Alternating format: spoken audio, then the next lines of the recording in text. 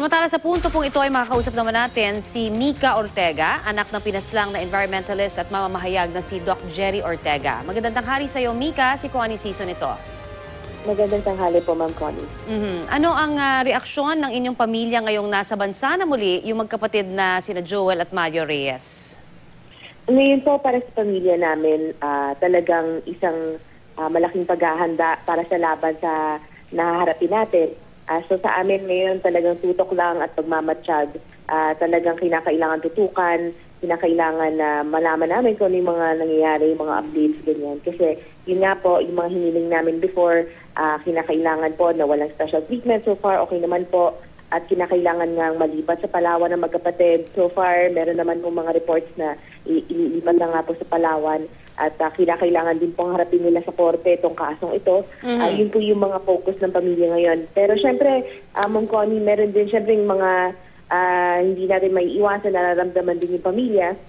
Particular siguro yung nakita natin sa footages from the media, yung nag-reaction, yung itsura ni ex-Governor Joel Reyes, na parang nakangiti pa sila, parang masaya pa sila. So parang yun yung isang bagay na parang very disturbing for us.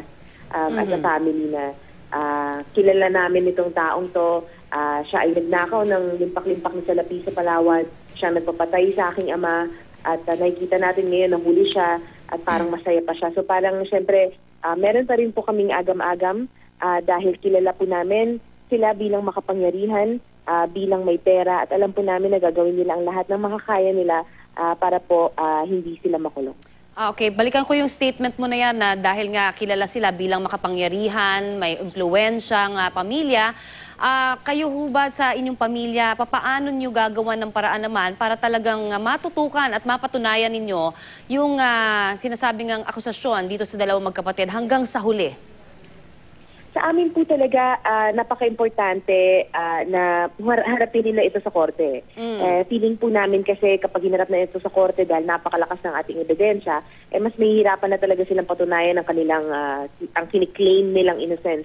At sa amin, yung pangunahing hakbang po nga doon ay ang pag-udyok kay Secretary Laila de Lima na pagdesisyon na niya ang petition for review na nakabinbin po sa kanyang opisina simula pa po noong 2011. Right. Ngayon po kasing nahuli ng magkapatid at ngayon pong alam natin na aalis na si Secretary de Lima sa kanyang pwesto, mas lalong importante na mag-decide na siya dalang ikli na lang po ng panahon.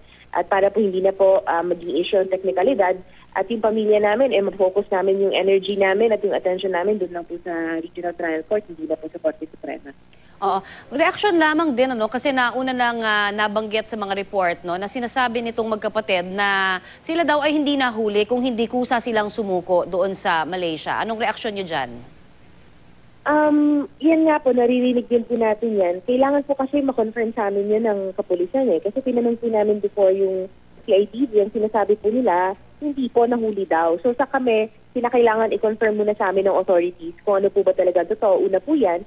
Pangalawa po, kung ano man po ang magiging circumstance ng paghuli sa kanila, hindi po kailanman mabubura nun kung ano ang ginawa nila. Una sa lahat, nagnakaw sila sa lalawigan ng Palawan. Pangalawa sa lahat, pinapatay nila ang aking ama.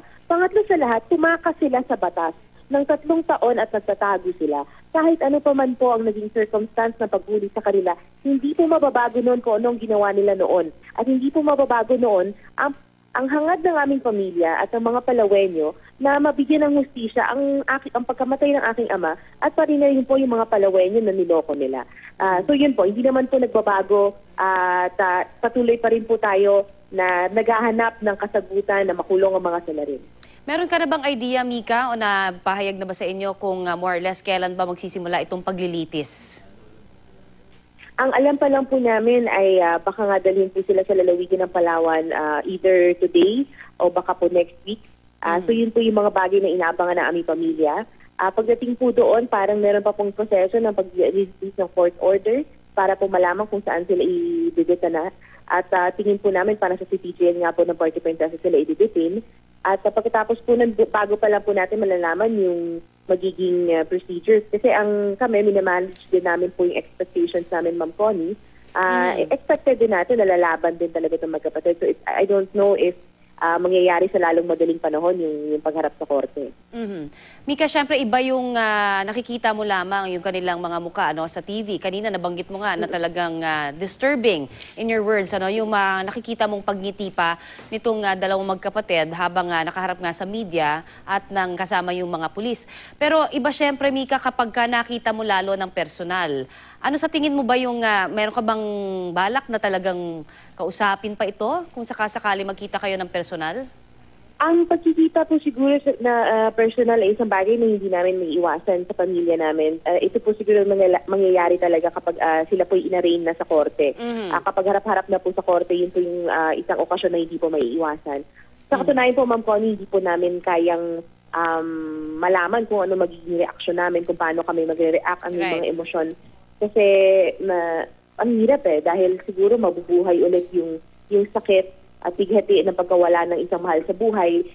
Pati na rin po yung pinagdaanan namin nung nakaraang 5 taon na talagang nagbago yung buhay namin lahat, na talagang yung tahimik naming buhay nagulo, maging yung mga kapatid kong nakababata para ninakawan sila ng ama, pati yung kanilang youth, yung kanilang kabataan parang natanggal din sa kanila dahil hinarap na lang namin itong problemang ito. Lahat ng yun po siguro magbabalik pa rin. At syempre yung galit, hindi po matatanggal yan. So, hindi po namin alam kung ano mararamdaman namin. Pero kung tatanungin niyo po kami kung gusto namin sila makita, ako personally, ayoko po talaga. Alright. Pero hindi po yan may iwasan.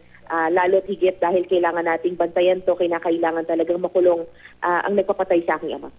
Mika, magpapasalamat na kami sa ibinigay mo sa aming tiwala, oras, at panahon. At syempre, katuwang mo kami sa pagdarasal sa hustisya para sa iyong namayapang ama. Maraming salamat. Maraming salamat po. Yan po naman si Mika Ortega, ang anak ng pinaslang na environmentalist at mamamahayag na si Jerry Ortega.